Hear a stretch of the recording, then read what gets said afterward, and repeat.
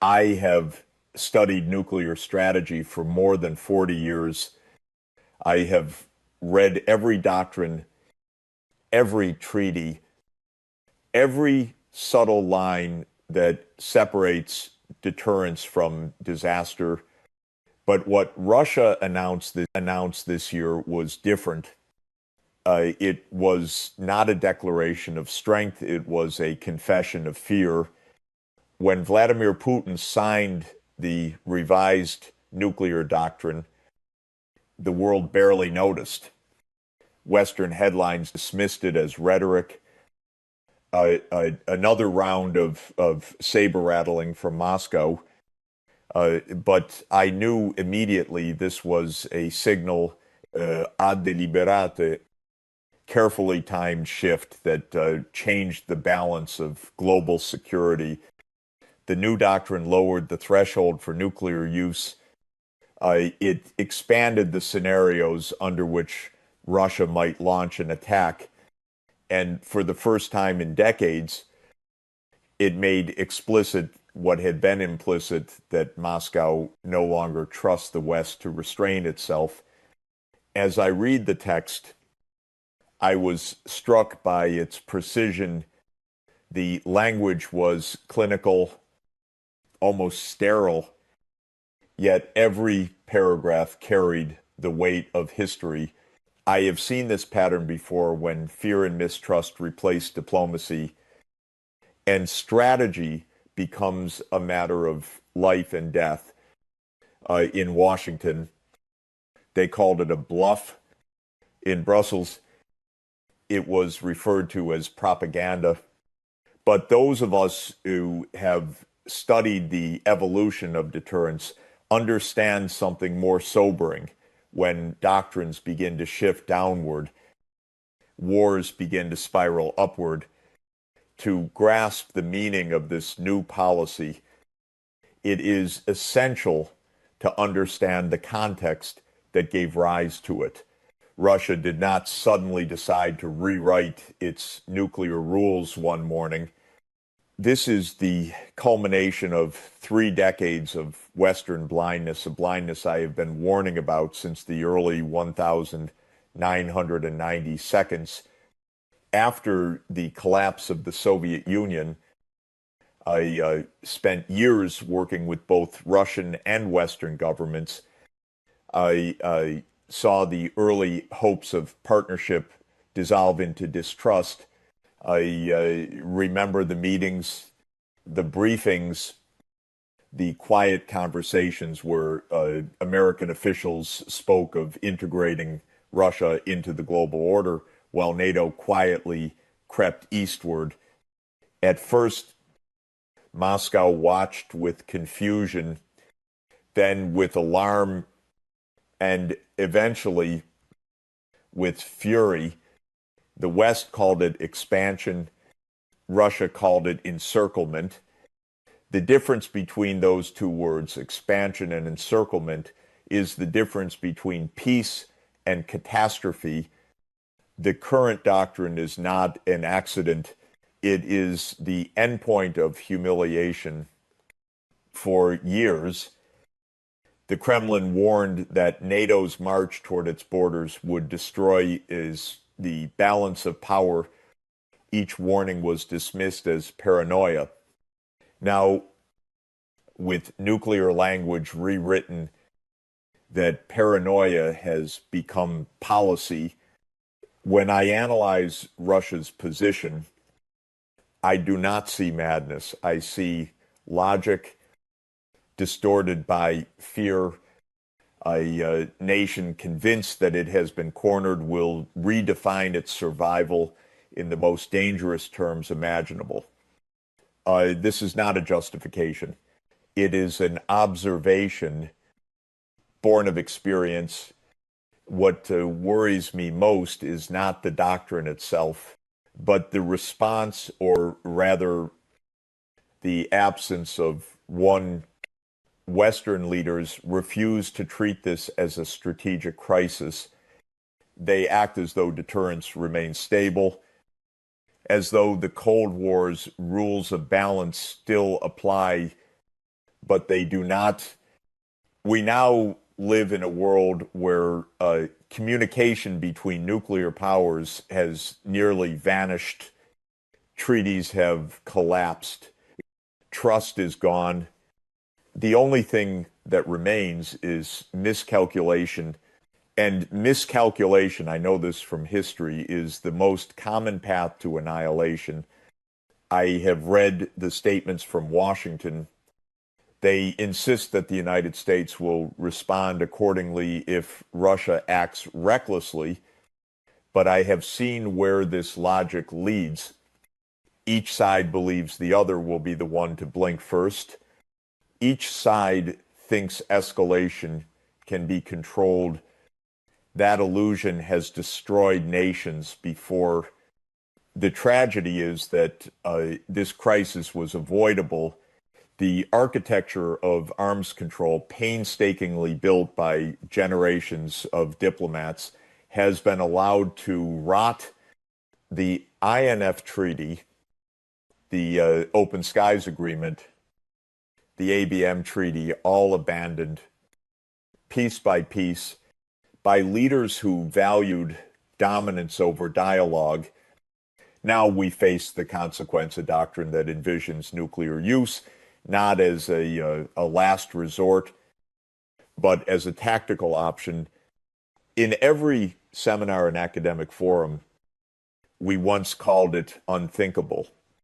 Today, it is official policy when I consider this new reality. I think of the physicists who developed the first atomic bomb. They warned us that knowledge without restraint would lead to ruin. The scientists knew, the generals knew, even the politicians once understood the gravity of what they held in their hands. But today's policymakers treat nuclear weapons as bargaining chips tools in a game of geopolitical poker. That is not a strategy. That is madness dressed as logic. The trigger has been set. The doctrines are rewritten. The channels of restraint are gone. The only question that remains is whether anyone in power still remembers what mutual assured destruction truly means. Because I have witnessed the consequences firsthand. And I fear we are about to learn them again. For most of my career, I have watched the West tell itself a story of triumph, moral superiority, and destiny. It is the story of victory in the Cold War. But victory, I have learned, can be the most dangerous illusion of all. After the collapse of the Soviet Union, I spent years in Moscow and Washington advising governments on how to rebuild. There was a moment, brief but real, when genuine partnership seemed possible. The Russian people aspired to join a global system of peace and prosperity. Many in the West claimed they wanted the same, but beneath the rhetoric, something else was taking shape, a quiet, triumphant arrogance. I remember the private meetings in Washington during the 1,990 seconds. Officials spoke as though history itself had chosen the United States to lead humanity forever. They spoke not of coexistence, but of dominance. We won, they said. Our system prevailed. Those words carried an intoxication that clouded judgment. Victory became entitlement. The West believed it had reached the end of history, a phrase that still echoes like hubris carved into stone. When I warned my colleagues that Russia's humiliation would breed resentment, I was dismissed as naive. They'll adapt. I was told They have no choice, but nations always have a choice, especially when pride and memory are wounded. Russia's recovery, when it came, would not be a return to partnership, it would be a return to power. The Western mirage lies in believing that global dominance could be maintained without consequences, that the expansion of NATO, the weaponization of finance, and the disregard for diplomacy could continue indefinitely. It was a fantasy built on exceptionalism, the belief that America could act unilaterally while others were bound by rules. In truth, the so-called unipolar moment was never sustainable. It was a brief imbalance born from the collapse of the Soviet Union, not from divine design, but in Washington, it felt eternal. I saw think tanks, defense contractors, and policymakers fuse into a single machine, self-congratulatory, self-reinforcing, and dangerously detached from the realities of the world it sought to govern. The result was a foreign policy that mistook dominance for stability. Instead of integrating Russia into a cooperative system, the United States expanded its sphere of influence right up to Russia's borders.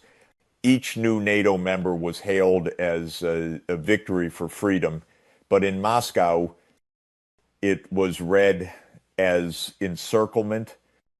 I recall speaking at conferences in the early 2000s, warning that NATO's expansion would eventually lead to confrontation. My arguments were met with polite smiles. The assumption was that Russia was too weak, too broken to resist. They'll protest. One senior official told me, but they won't act. History has now proven how wrong that assumption was. The West misread the psychology of loss. It failed to understand that nations, like people, do not remain humiliated forever. They either recover or they revolt. And Russia, under Putin, chose recovery through defiance. This blindness was not inevitable. It was a product of ideology. The American establishment convinced itself that its intentions were universally benevolent. Every action, no matter how provocative, was framed as defense of democracy. But the world does not see itself through Washington's lens. From Moscow to Beijing to the global south, many saw hypocrisy instead of leadership, coercion instead of cooperation. The greatest irony is that the West's moral certainty has eroded its own moral credibility. When you claim to represent truth itself, you stop listening. And when you stop listening, you lose the ability to learn. This is what I call strategic narcissism, the inability to perceive the world as it is, only as you wish it to be.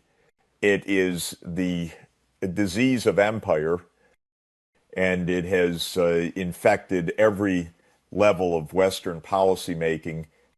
Even now, as tensions escalate to nuclear thresholds, Washington clings to its narrative. We are defending the rules-based order. But what order remains when the rules are written by one and ignored by all? The Western mirage is collapsing under its own contradictions. I have spent enough time in global diplomacy to recognize when an empire is losing the ability to self-correct. The signs are always the same: overreach, denial, and moral fatigue. America still has the means to lead. but it has lost the wisdom to restrain. Every speech about democracy rings hollow when accompanied by sanctions that starve civilians. Every call for peace sounds insincere when backed by endless weapons shipments. The rest of the world is no longer blind to the double standard. And in that realization, a new world is being born, one that no longer revolves around Washington. The Western mirage, I fear, will not fade gently. It will shatter abruptly, perhaps through crisis, perhaps through war. And when it does, the West will face a reckoning unlike any in its modern history. For decades, I have tried to warn that dominance without empathy leads to collapse. Now, that collapse has begun to take form, not through defeat on the battlefield, but through the erosion of moral legitimacy. The doctrine may still be referred to as deterrence, but what it really is denial. And denial, as history has shown, is always the final stage before reality takes control. I recall the precise moment when the expansion trap was set.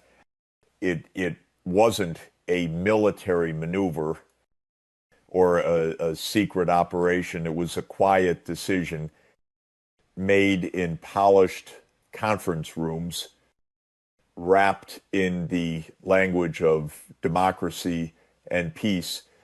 That decision was the expansion of NATO. For Western leaders, it seemed harmless, even noble. They told themselves it was about security, about freedom, about bringing stability to Europe's newly liberated states. But I sat in those same meetings and I heard the other words, the ones never spoken in public influence: contracts, markets, containment. It was not about peace. It was about power. I warned them, as did many wiser than I, that NATO's push toward Russia's borders would ignite the very danger it claimed to prevent. Yet they pressed forward, convinced that Moscow's weakness was permanent, that history itself had chosen the West to rule unchallenged. That is how every empire thinks. Just before the fall, I still recall the optimism of the 1,990 seconds, the talk of a Europe whole and free, of partnership from Lisbon to Vladivostok. For a brief moment, it seemed possible, but beneath the optimism ran a current of deception. When Soviet leaders agreed to withdraw from Eastern Europe, they did so on one condition: that NATO would not move an inch eastward. That was not a myth. I have reviewed the memos and spoken with the negotiators. The promise was made, and then it was broken. The first wave of expansion came quietly. Poland, Hungary, the Czech Republic.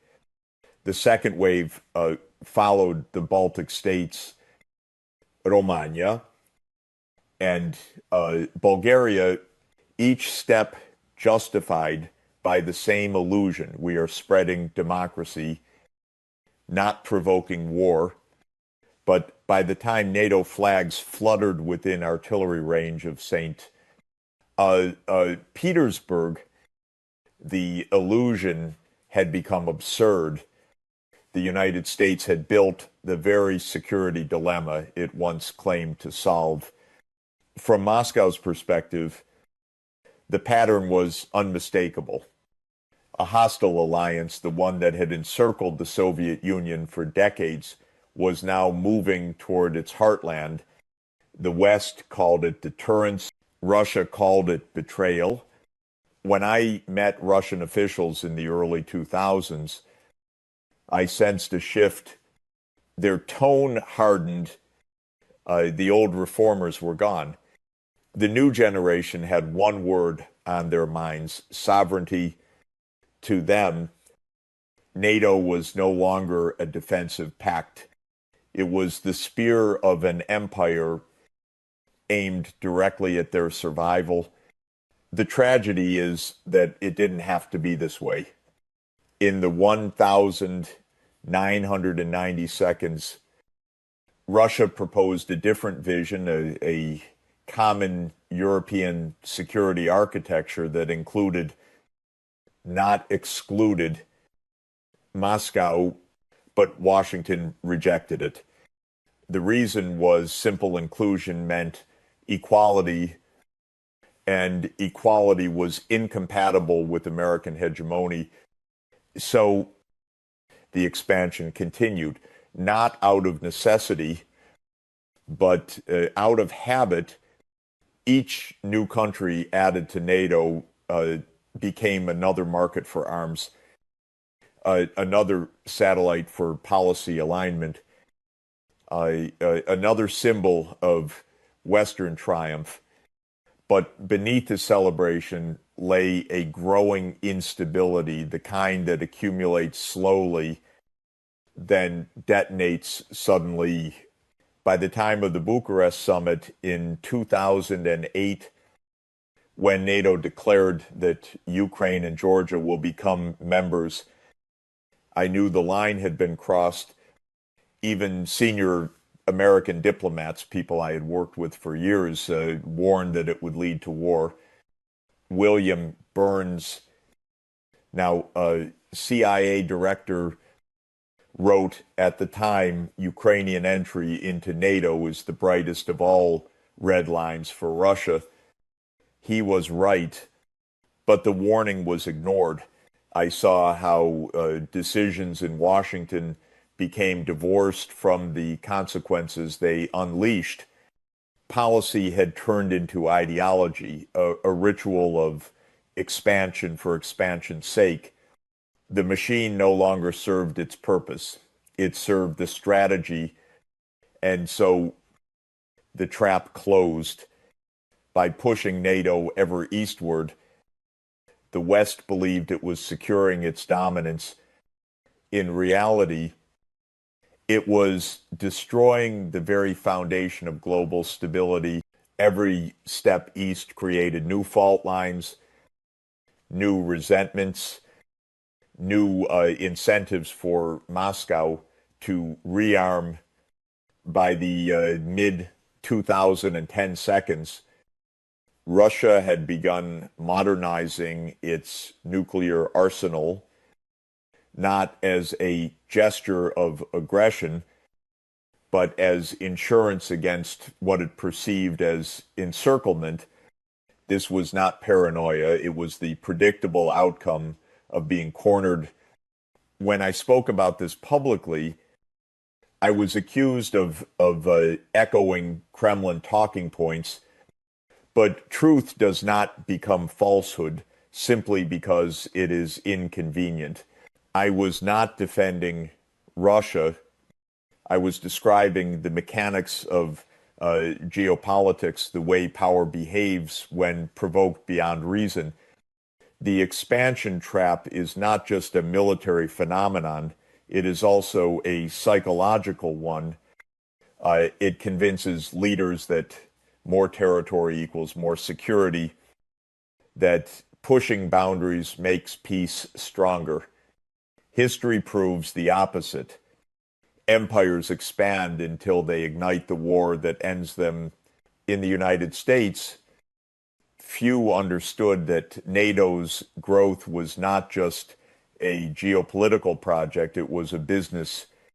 It created profit streams, defense budgets, and new clients for American weapons. The moral language of freedom concealed the financial logic of dominance. every new NATO member meant billions in arms contracts, new bases, and new dependencies. In the corridors of power, expansion became self-sustaining, too lucrative to question, too symbolic to stop. However, I have seen where such momentum can lead. It leads to confrontation, to doctrines rewritten under the shadow of fear. It leads to nuclear thresholds being lowered, to military exercises practiced as if Armageddon were routine. We are there now. The trap is sprung. The West cannot retreat without admitting its errors, and Russia cannot yield without surrendering its sovereignty. Between those two impossibilities lies the road to catastrophe.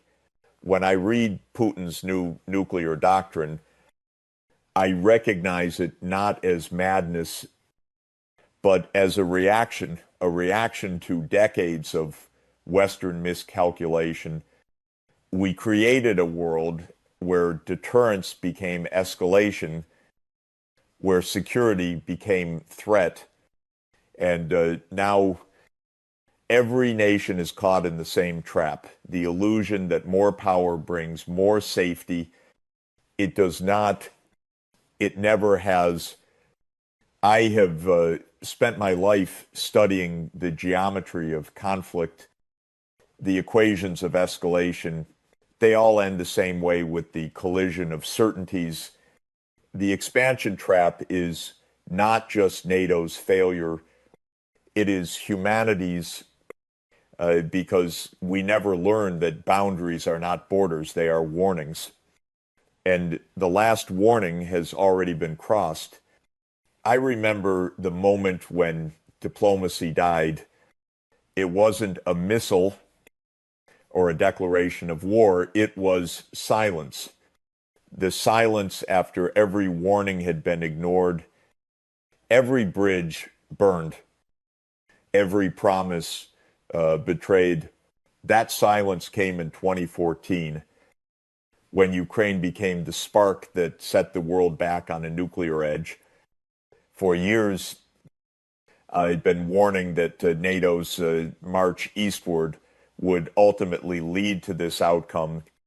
The pattern was unmistakable: expansion justified as defense, intervention sold as liberation, economic sanctions disguised as moral crusades. Each move pushed Russia further toward the edge until confrontation became inevitable. When the protests erupted in Kyiv, Western media referred to it as a democratic revolution. But those of us who had worked in the region knew it was far more complex. Ukraine was not simply a battleground of ideas, it was a fault line of history, a nation divided between two worlds that neither side would allow to coexist. I watched the events unfold with growing unease. Washington treated the crisis as another opportunity to project influence, while Moscow viewed it as an existential threat. I have seen this misalignment before in the Balkans, in the Middle East, in Latin America. It is how great powers sleepwalk into catastrophe. When the government in Kyiv was overthrown, Moscow saw not democracy, but betrayal. The elected president, however flawed, had been removed with Western backing to Russia. It confirmed what it had suspected all along, that America did not want peace. It wanted control. In Washington, the mood was celebratory. We've pulled Ukraine into the Western orbit. One policymaker told me, but history does not orbit ideology. It orbits geography, memory, and pride. And those three forces were about to collide. The annexation of Crimea was not the beginning of this crisis, it was the consequence of it. I said so at the time, and I was condemned for it. But my point was simple. You cannot encircle a nuclear power and expect it to behave like a satellite. Russia acted not out of confidence, but out of fear, fear of being permanently severed from its strategic lifeline on the Black Sea, fear of a NATO base in Sevastopol, fear of losing what it believed was the last buffer against Western dominance. What happened next was predictable and devastating. The Minsk agreements, which could have preserved Ukraine's neutrality and sovereignty, were sabotaged by mistrust. I was part of advisory circles then. I saw how the negotiations decayed. On both sides, extremists gained ground, moderates lost credibility, and the media, ever hungry for simple villains, turned diplomacy into theater. It is a tragedy I have seen many times before. The moderate voices are always drowned out by those who profit from fear. By 2022, the conflict had metastasized into something far greater than Ukraine could handle. It had become a proxy war between two visions of the world, one clinging to a dying unipolar order, the other fighting to reclaim parity at any cost. And the cost is staggering. I spoke to diplomats who told me privately that neither side could afford to lose. Washington feared that a Russian victory would expose the limits of American power. Moscow feared that defeat would mean dismemberment. When both sides define survival in absolute terms, compromise becomes impossible. That is the essence of the breaking point when dialogue gives way to dogma, when negotiation is replaced by mobilization, when history's momentum becomes stronger than reason. In those months leading up to the invasion, I watched as the final safety mechanisms of global diplomacy were dismantled. The last working arms control treaties were abandoned. Communication channels between generals fell silent. Even the back channels, those secret lines of trust built over decades, had vanished. I pleaded in interviews, in conferences, in letters, reopen dialogue before it's too late. No one listened. The policymakers had become prisoners of their own narratives. Each side believed it was acting defensively. Each saw itself as the victim. That is the cruel symmetry of war. Everyone's justification mirrors the other's. When the invasion began, the Western reaction was immediate and absolute. Sanctions, weapons, shipments, rhetoric of total moral clarity but moral clarity is often a disguise for strategic blindness. I warned that isolating Russia economically would not lead to surrender, it would lead to realignment. And that is exactly what happened. Within months, the world began to split, not into good and evil, but into blocks. The West tightened its circle. The rest of the world looked elsewhere. Nations in the global South, long weary of Western lectures, began to trade, invest, and align with new partners. What began as a regional conflict became the fault line of a new world order. The human cost, however, remains unbearable. I have walked through post-war zones before Sarajevo, Damascus, Kabul. The faces change, but the emptiness in the eyes is always the same. I know that, look, it is the look of people caught between powers that claim to defend them, yet treat them as pieces on a board. Ukraine has become that board, and each move made by Washington or Moscow brings us closer to the unthinkable, the normalization of nuclear rhetoric. What terrifies me most today is how casually world leaders speak of tactical options and limited strikes. They forget that once a nuclear weapon is used, even a small one, the psychological barrier collapses. The taboo that has protected humanity for 80 years will be gone. And when that taboo dies, restraint dies with it. The breaking point has already passed. It was not the tanks or the bombs. It was the moment the world stopped believing in diplomacy. The moment when conversation gave way to condemnation and compromise became a dirty word. Now we live in an age of escalation without end, where every act of defense is interpreted as aggression, every call for peace as weakness, every warning as betrayal. I have seen this spiral before, and I know where it leads. It leads to cities burning under skies that never go dark again. That is why I call this era what it is, the breaking point of civilization itself. And unless reason returns to those who hold power, the next sound we hear may not be silence, but the final siren. I have spent much of my life studying doctrines, the words nations use to justify the unthinkable.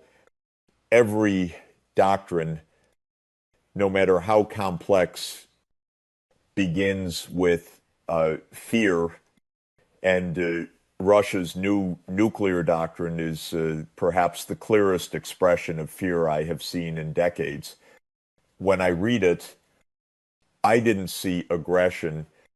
I saw desperation, the desperation of a state that believes its back is against the wall, that its very existence is being threatened not by invasion, but by isolation. To understand this, you must understand what doctrine truly means. It is not simply a military statement. It is a psychological map of how a nation sees its own survival. The West reads Russia's policy as expansionist, as if Moscow was preparing to strike. However, from within the Russian worldview, this doctrine is perceived as defensive. It is their way of saying, you have left us no other option. I have seen that mindset before in Yugoslavia, in Iraq, in Libya. Nations that once believed dialogue would save them, until dialogue was used as cover for domination. Moscow watched all of it. They saw what happened when Washington declared itself the arbiter of global morality. They saw leaders toppled, governments shattered, countries left in ruins, all under the banner of humanitarian intervention. And they drew a conclusion: we will never allow it to happen to us. That is the doctrine of desperation, not born from confidence, but from conviction that survival requires deterrence through fear. The text itself is cold, technical, and legalistic. It outlines the conditions for nuclear use with chilling precision if the existence of the Russian state is threatened.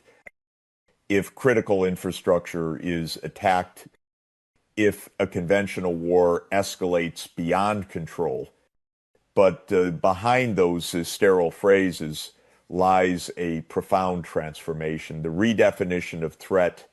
For the first time, Russia explicitly links internal destabilization, cyberwarfare, and foreign-backed insurrection to its nuclear threshold. In plain terms, this means that if you destabilize us from within, we may respond as if you had attacked us from without. That is the language of a cornered power. When I lecture on nuclear policy, I tell my students deterrence is not a static equation, it's an emotional one. It depends on perception, on whether leaders still trust that their adversaries are rational. Today, that trust is gone. And when trust disappears, deterrence collapses. I remember a conversation in 2023 with a European diplomat who told me quietly, we have no idea how Moscow defines red lines anymore. That uncertainty is the most dangerous weapon of all. It creates a fog in which every action risks being misinterpreted as existential. One misstep, one cyber attack gone too far, one missile defense radar misread, and we could find ourselves crossing the threshold from theory to annihilation. But what troubles me most is not Russia's desperation, it's the West's blindness to it. In Washington, policymakers still discuss this as though it were a game of leverage, a contest to see who blinks first. They fail to grasp that desperate states do not blink, they burn. A nuclear doctrine born from fear is not deterrence. It is a cry for recognition. It is a demand that others acknowledge what they refuse to admit, that the balance of power is gone, and that the world is entering a new and far more unstable phase. When the Cold War ended, we believed deterrence had evolved into diplomacy. That belief is dead. Today, we have returned to the most primitive form of security survival through terror. Every time I analyze Russia's doctrine, I see echoes of history, not the confident USSR of the 1,960 seconds, but the exhausted, paranoid empire of the 1,980 seconds. When decline becomes undeniable, nations cling to the one form of power that still commands fear. For the Soviets, it was nuclear might. For today's Russia, it is the same, only now the fear runs both ways. I have been asked whether this doctrine marks the start of a new Cold War. My answer is no. The Cold War was characterized by restraint because both sides understood the importance of mutual understanding.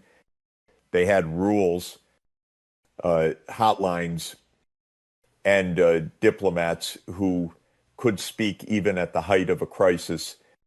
What we have now is far more dangerous, a free-floating nuclear instability unanchored by any shared framework of sanity.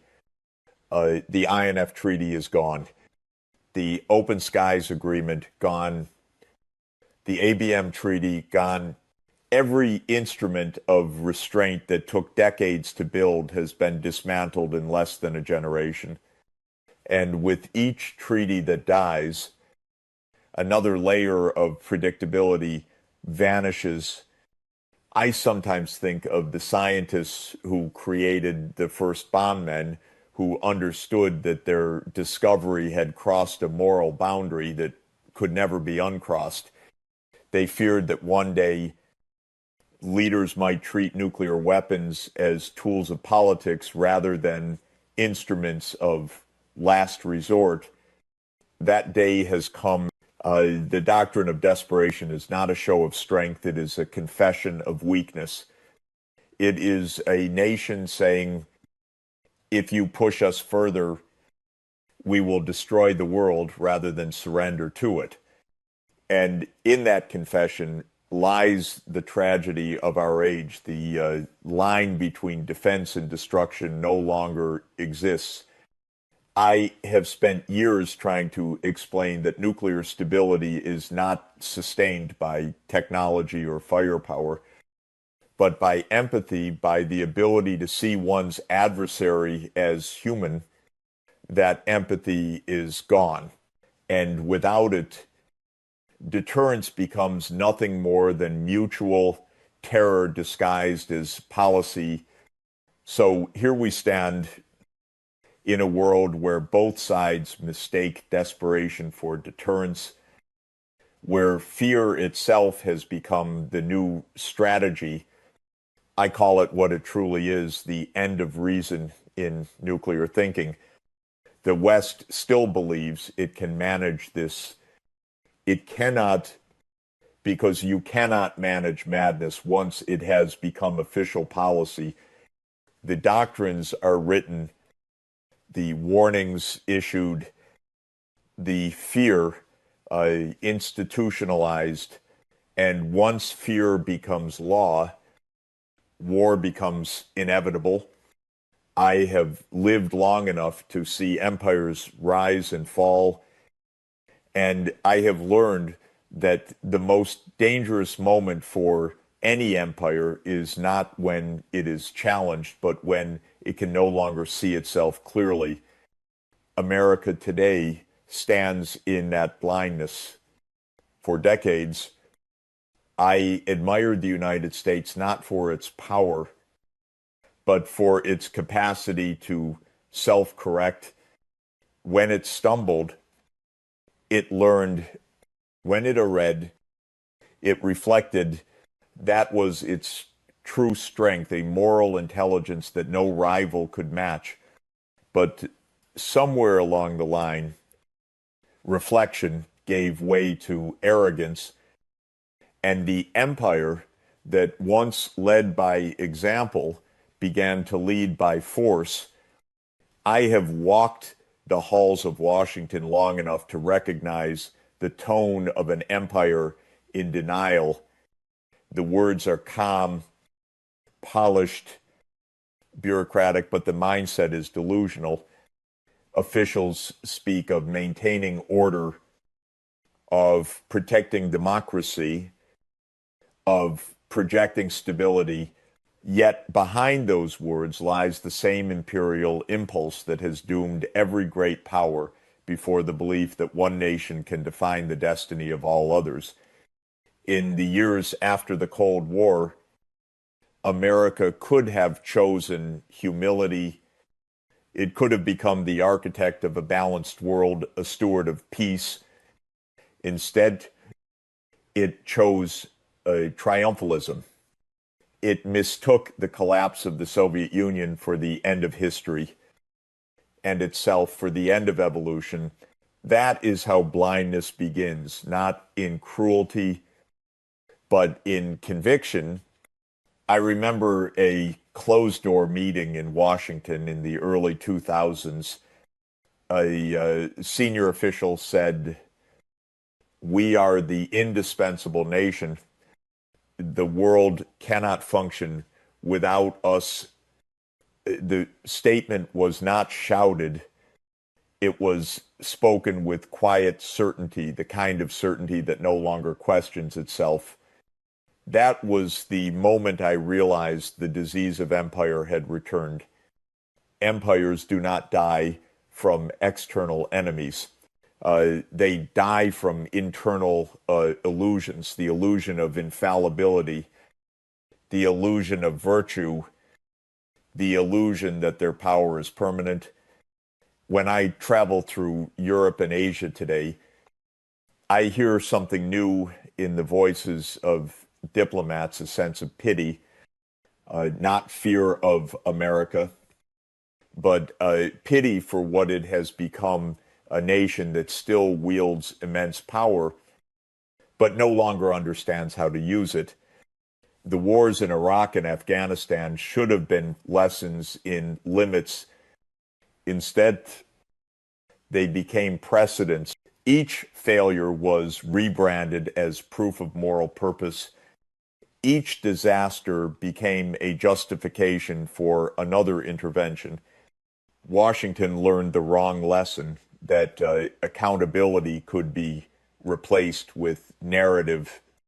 The blindness of empire is not ignorance, it is the refusal to see, it is the comfort of believing that all criticism is hostility, that all dissent is disloyalty. It is a culture that rewards confidence and punishes reflection. I have seen this pathology before. The British Empire referred to it as civilizing. The French referred to it as the mission. America calls it spreading democracy, but the pattern never changes. The language of virtue used to mask the pursuit of control. When I lecture on international affairs, I tell my students the great test of power is not how much you can impose, but how much you can restrain. Restraint is wisdom made visible. And restraint is the one quality the American empire has lost. The consequences are visible everywhere in the hollowing out of its diplomacy, in the decay of its infrastructure, in the cynicism of its citizens. The empire that claims to defend democracy cannot sustain it within its own borders. It projects freedom abroad while presiding over inequality at levels unseen since the Gilded Age. The blindness of empire is also moral. I have met young Americans who believe that endless war is normal, that a permanent security presence across the planet is just the price of peace. They have never known a world without conflict because their leaders have never allowed it. The military-industrial complex is no longer a tool of the state. It is the state. Every year, billions flow to defense while schools crumble. Cities rot, and the poor are told to wait for an opportunity that never arrives.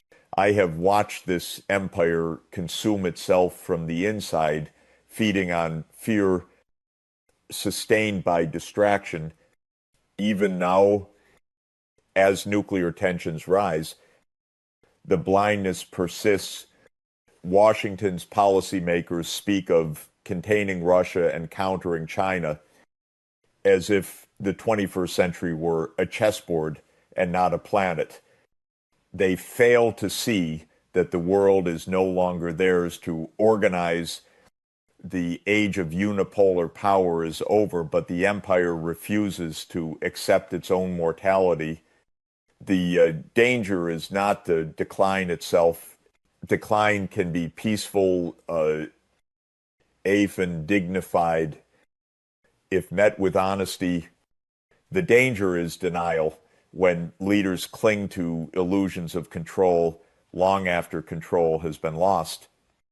That is when empires lash out, when pride replaces prudence, when policy becomes panic. I have studied the fall of every major power, Rome, Byzantium, Spain, Britain. They all shared the same final delusion that their values were universal and their dominance eternal. America is new, different. It is repeating the same cycle, only faster, because modern empires collapse not over centuries, but decades. What makes this moment so perilous is that America's blindness is now armed with nuclear confidence.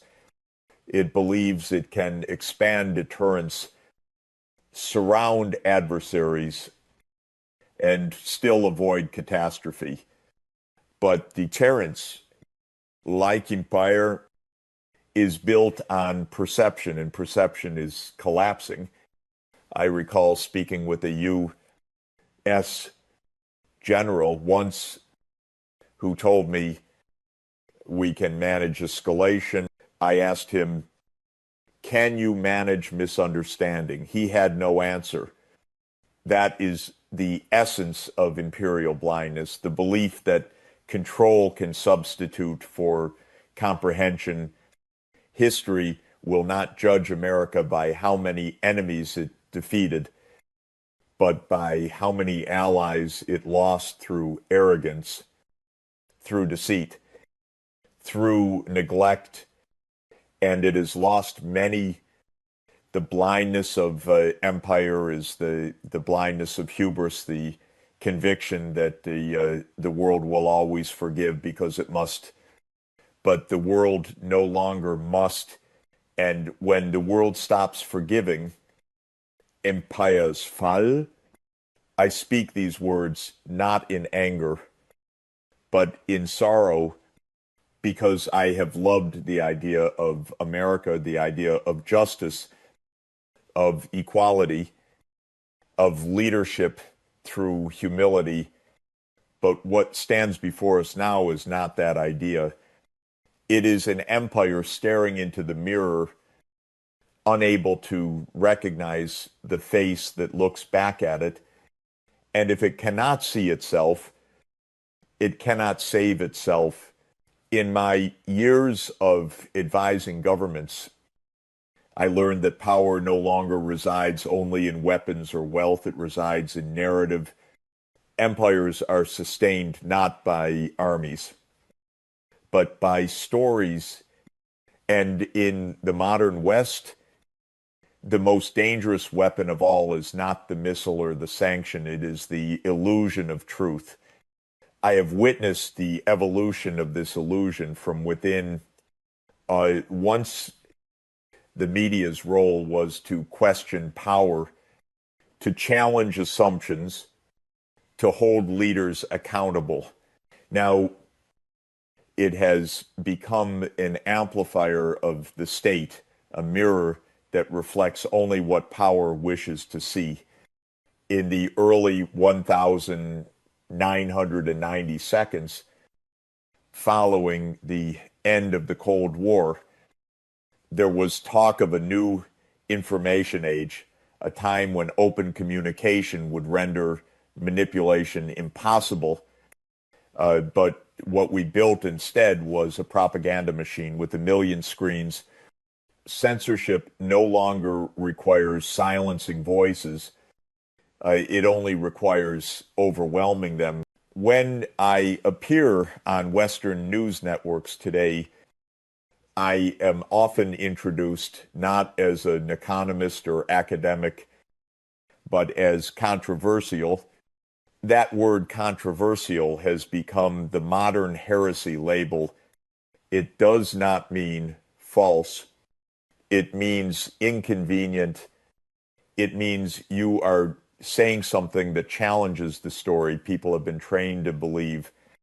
I have lived through decades of conflict reporting, and I have never seen the media ecosystem so synchronized. When war broke out in Ukraine, every headline, every panel, every so-called expert repeated the same narrative. One side pure, the other evil, one nation heroic, the other insane. It was not journalism, it was a theater. The same pattern unfolded in Iraq, in Libya, in Syria, in every place where the machinery of Western intervention required public consent. First comes the moral framing, the villain and the victim, then the outrage amplified by every network, every influencer, every corporate platform. And finally, the silence when the bombs fall and the narrative no longer needs to speak. You remember sitting in a studio once, listening to a host insist that NATO's expansion had nothing to do with the current crisis. When I tried to explain the chronology, the broken promises, the encirclement, the strategic context, I was cut off mid-sentence. They didn't want an explanation. They wanted affirmation. That is not journalism. That is indoctrination with better lighting. The tragedy is that many journalists are unaware of it. They are not villains. They are captives. Captives of algorithms that reward outrage, of corporations that fear controversy, of governments that equate dissent with disloyalty. And so truth becomes a casualty, not through force, but through neglect. In America, the media illusion is built on a simple architecture, freedom of speech without freedom of thought. You can say anything as long as it doesn't challenge the foundational myths. You can criticize a policy, but not the premise. You can question a decision, but not the system that made it. The boundaries are invisible, but absolute. I call it the managed marketplace of ideas. Every voice is allowed, but only some are amplified. The result is not debate. It is the illusion of debate. I have seen how this system shapes entire generations. Students tell me they feel informed, but not enlightened. They scroll through headlines, memes, short clips, all designed to stimulate emotion, not understanding. That is how an empire maintains control in the digital age, not by banning knowledge, but by drowning it. This media illusion is not unique to the United States.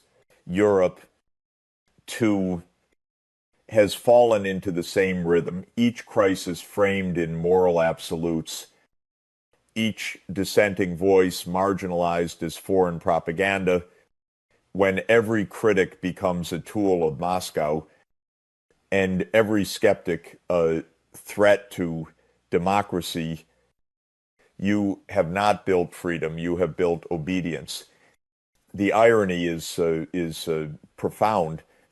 The West accuses others of information control while perfecting its own. Its censorship is not overt, it is internalized. Journalists censor themselves before their editors ever need to.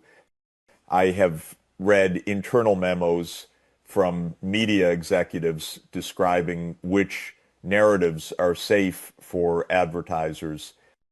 I have seen editors reject op-eds, not because they are inaccurate, but because they are too polarizing. But truth, by its nature, is polarizing. Truth divides the comfortable from the conscious. Every empire reaches a stage where it must choose between truth and stability. Rome had its poets. Britain had its colonial correspondence. America has its anchors, polished, rehearsed, and unyielding in their devotion to the script. What terrifies me most is that even now, as the world edges toward nuclear confrontation, the media continues to play the same role, comforting the public with narratives of moral superiority. They tell us we are righteous. They tell us the other side is irrational. They tell us that escalation is defense, that diplomacy is weakness. that peace must wait until victory. However, victory in a nuclear age is an illusion. There are no victors in mutual destruction. There are only survivors, and even they inherit nothing but ashes. I speak often with young journalists who still believe in integrity. They ask me what they can do. I tell them, be the voice that refuses to echo, the voice that reminds the world that skepticism is not treason, that empathy is not endorsement, asking why is not a betrayal. Because when a society loses the ability to question itself, it loses the ability to survive. And that is the stage we are now entering, a civilization blinded not by censorship, but by its own reflection. The media illusion is complete. We are no longer watching the news. We are watching our own hypnosis. And when nations go to war under hypnosis, they do not wake up, they implode. Every civilization survives by restraint, by its ability to stop itself before crossing the line. For nearly 80 years, that line has been nuclear. It was not just a military boundary, but a moral one as well. A promise humanity made to itself after Hiroshima and Nagasaki. Never again. That promise has been broken in spirit, if not yet in deed. I remember studying the early treaties, the product of two adversaries who, despite their hatred, still feared annihilation enough to cooperate. The world was divided, yes, but not insane.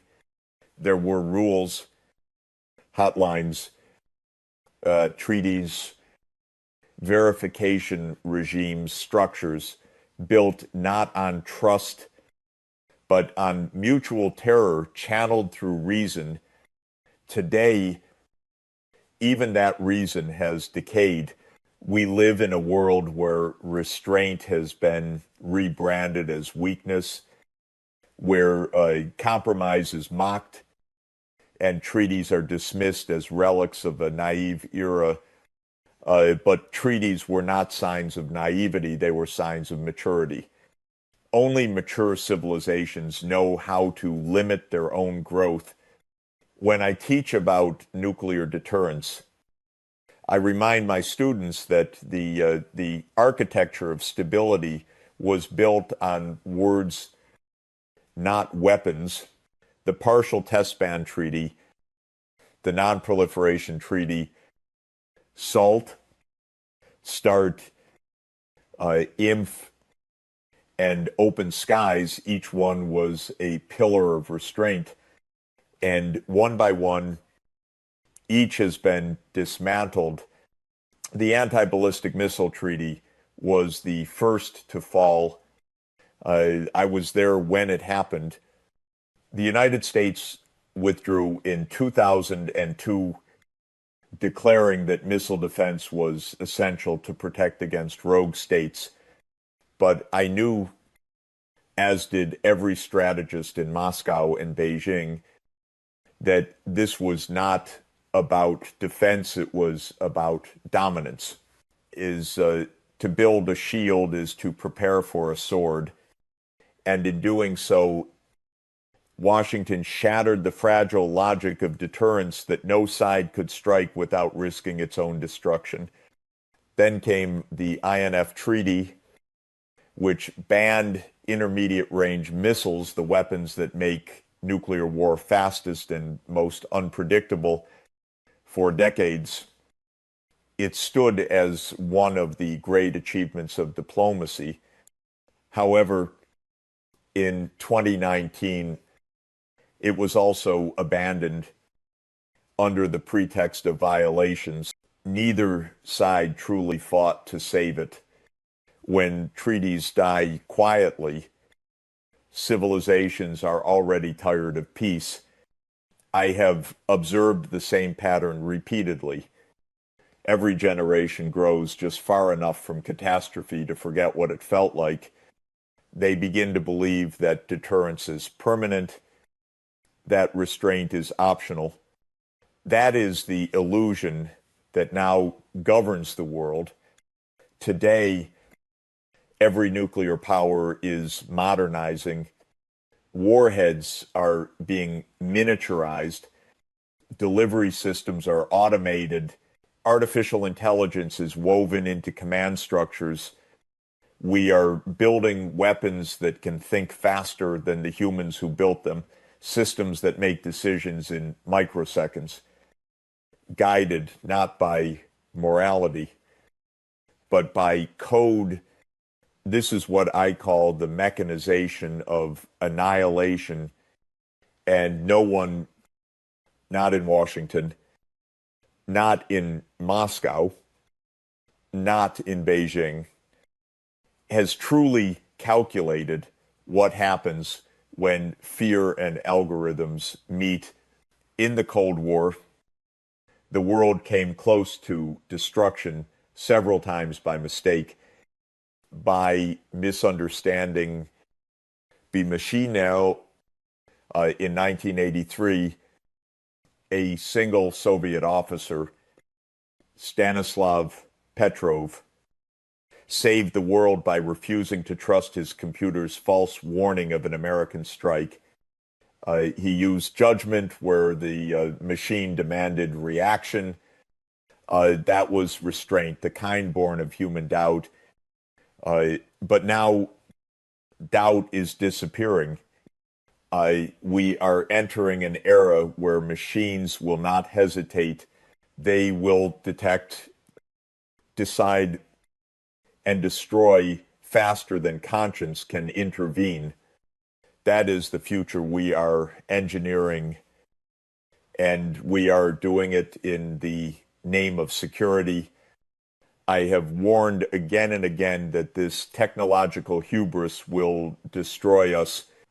We are told that autonomous defense will prevent accidents, that machine learning will make war smarter, but there is no smart way to end the world. Every treaty that dies removes not only a rule, but a voice of reason, a channel of empathy, a bridge between adversaries. Now, those bridges are ash. The New START Treaty, the last remaining limit on U.S. and Russian strategic arsenals, teeters on the edge of collapse. If it falls, there will be no restraints left. None. For the first time since 1945, nuclear use will depend entirely on the whims of men and the logic of machines. I have often been asked why this erosion happened so quickly. The answer is simple: greed and pride. Treaties are inconvenient. They limit budgets, slow weapons development, and demand honesty from governments that have forgotten how to tell the truth. The arms industry thrives on instability. It feeds on fear, on rhetoric, on headlines. Peace is not profitable. In every capital I visit, I see the same sickness: politicians who no longer believe diplomacy can solve anything. They speak of deterrence as if it were divine law. They have faith in fear and none in wisdom. But deterrence without restraint is not stability, it is suicide postponed. We are like sleepwalkers building our own tombs, decorating them with the banners of patriotism and the slogans of progress. When I look at the state of the world today, I see the outline of a civilization that once knew how to save itself but has now forgotten. We have turned restraint, the very act that made us human, into a sign of weakness. And in that inversion lies our downfall. The erosion of restraint is not just a policy failure, it is a spiritual one. It reflects a humanity that no longer fears its own extinction. We have become numb to the prospect of an apocalypse. We speak of nuclear war as if it were a scenario in a video game, not a funeral for civilization. There was a time when leaders stood before the world and said, we must never go back to the brink. Now they stand at the brink and say, we can manage it. That is the difference between caution and insanity. I often wonder what the world will look like on the day after deterrence fails. There will be no flags, no victory, no nation left to claim righteousness, only silence, and perhaps the faint echo of a species that once had the wisdom to stop itself. That wisdom is what we are losing. And once it's gone, treaties and doctrines will not matter, because restraint, true restraint, can only come from conscience. And conscience, I fear, is the one weapon humanity no longer remembers how to use. When I travel now to Asia, Africa, Latin America, I sense a quiet shift in the air. It is not rebellion. It is recognition. The world no longer believes the story the West tells about itself. For decades, the United States and its allies have claimed to be the guardians of civilization, the arbiters of democracy, the custodians of global order. But after Iraq, after Libya, after Syria, after Ukraine, after decades of war sold as virtue that claim no longer commands respect, the global fallout of Western hubris is not only political, but also moral. I have sat in meetings with ministers in Africa and Asia who no longer whisper their doubts about Western leadership. They speak them openly. They see a West that preaches rules but breaks them, that demands loyalty but offers none, that calls for freedom while practicing coercion. And they are turning away quietly but decisively, building new alliances that reflect a world tired of being lectured. This is not the multipolar order Washington fears. It is the inevitable correction of history. Empires always believe their dominance is eternal. Right up until the moment the world stops listening, I have taught international economics long enough to recognize what is happening. Trade routes are changing. Currencies are shifting. New financial systems are emerging, immune to Western sanctions. The dollar, once unchallenged, now faces alternatives backed by nations that represent most of the world's population. This is not a conspiracy. It is a consequence. The global South, long treated as a pawn, is becoming a player, and it is doing so not through confrontation, but through independence, from energy to technology to infrastructure. The West's monopoly is beginning to break apart. When I speak in universities in Delhi, Sao Paulo, and Nairobi, I meet students who speak of the United States not with awe, but with fatigue. They see it as a power trapped in its own narratives. obsessed with enemies, it creates blind to the world beyond its borders. To them, America is not a dream, it is a warning. The global fallout of this blindness is a realignment of trust.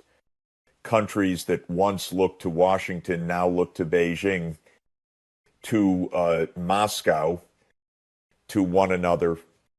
They are not choosing ideology, they are choosing dignity.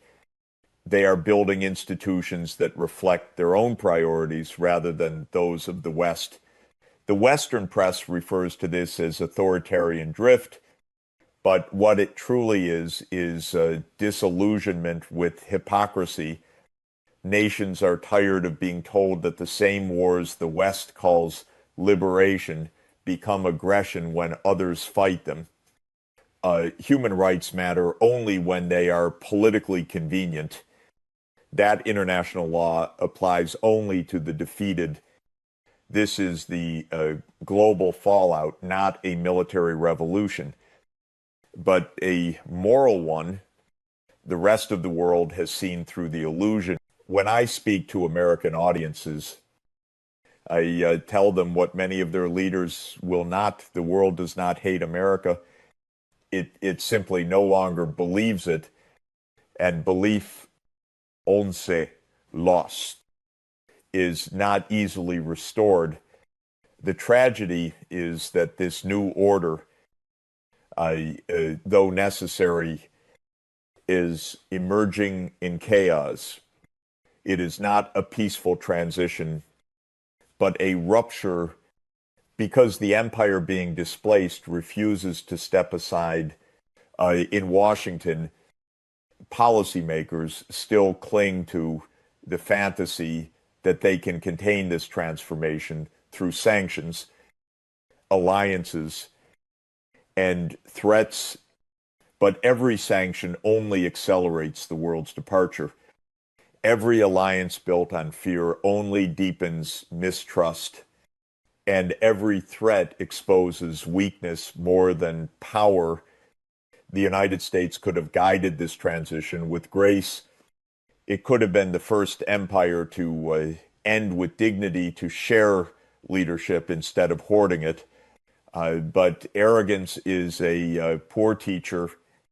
Now, the West finds itself isolated, not by military defeat, but by moral exhaustion. Its citizens are divided. Its economies are indebted. Its ideals hollowed out by the very greed it once exported. And while it clings to its narratives, the rest of the world is quietly writing a new one. In that new narrative, power is no longer a monopoly. It is distributed, messy, uneven, but human. It belongs to nations that remember what it feels like to be voiceless and will not return to that silence. The Western media calls this the rise of autocracy, but I call it something simpler, the end of obedience. When I meet young diplomats from the global South, they no longer speak the language of deference. They speak the language of choice. They are building networks of trade, security, and technology that bypass the institutions once dominated by the West, including the IMF, the World Bank, and the dollar system. They are not burning the old world. They are outgrowing it. The irony is that this shift could have been peaceful. The West could have embraced it as the natural evolution of a maturing planet. Instead, it has chosen confrontation, fighting to preserve a privilege it can no longer justify. This is why I refer to the current moment as the global fallout. It is not nuclear, not yet. It is the slow, invisible radiation of lost credibility. spreading through every institution that once claimed moral authority.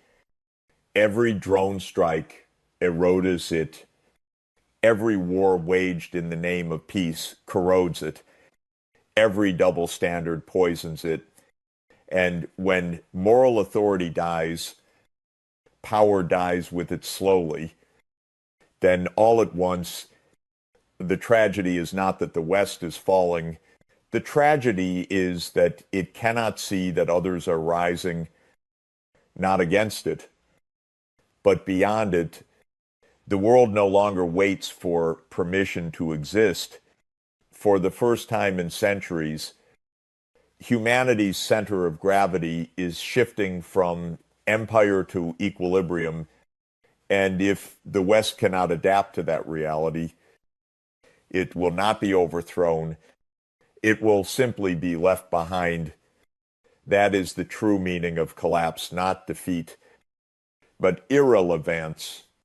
I have seen this cycle before, written in the ruins of empires past. It always ends the same way, with the powerful speaking to an empty room, still convinced the world is listening. And when that happens, the silence that follows is not hatred, it is indifference. And indifference for an empire is death. There comes a moment in every civilization when it must look in the mirror and decide whether it wishes to survive. I believe we are at that moment now. For years, I have watched leaders speak of strength, deterrence, and dominance as if these were synonyms for safety. They are not. Strength without wisdom is violence. Deterrence without empathy is suicide. And dominance without purpose is decay. We stand today surrounded by the ruins of our own illusions, broken alliances, broken economies, broken trust. The greatest threat to humanity is not nuclear war itself. It is the arrogance that makes nuclear war possible, the conviction that reason will always prevail, that someone, somewhere, will stop the unthinkable. But history has no autopilot. If we do not act consciously, we will act blindly. When I look at Washington, at Moscow, at Brussels, at Beijing, I see the same disease, a loss of imagination. We have become prisoners of systems that no longer serve us. Governments speak the language of survival, but not the language of life. They calculate GDP, trade balances, and military ratios, yet they cannot calculate, meaning morality or mercy. The reckoning that is coming is not a geopolitical one. It is existential.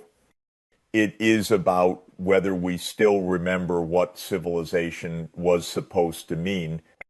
I have spent decades warning that power cannot replace wisdom, but I have also seen how quickly wisdom can return when truth is finally spoken. Because truth has a strange power, it cuts through noise. And I speak these words not to condemn, but to awaken. We have built machines that can think faster than we do, but we have not learned how to feel deeply enough to stop them. We have filled the sky with satellites, but emptied our souls of compassion. We can destroy the planet in minutes, but we cannot agree on what it means to save it. That is the paradox of our age infinite capability and vanishing conscience. When I talk about collapse, I am not speaking of the end of nations. I am speaking of the end of meaning. A civilization does not die when its cities burn. It dies when its people no longer believe it is worth saving. That belief, that fragile, invisible faith in ourselves is what we are losing. And once it is gone, no weapon, no doctrine, no empire can bring it back. I often think of the scientists who signed the Russell Einstein Manifesto in 1955. Their message was simple, and it remains the only message that matters. Remember your humanity and forget the rest. They understood that survival is not a military calculation, it is a moral choice. That is the reckoning before us, not between East and West, but between wisdom and madness. I know these words may sound grim, but I do not speak from despair. I speak from hope, the kind that is born only in the darkest hours, when illusion has burned away and truth stands naked before us. I have seen nations collapse, yes, but I have also seen them rise again, humbled, wiser, more human.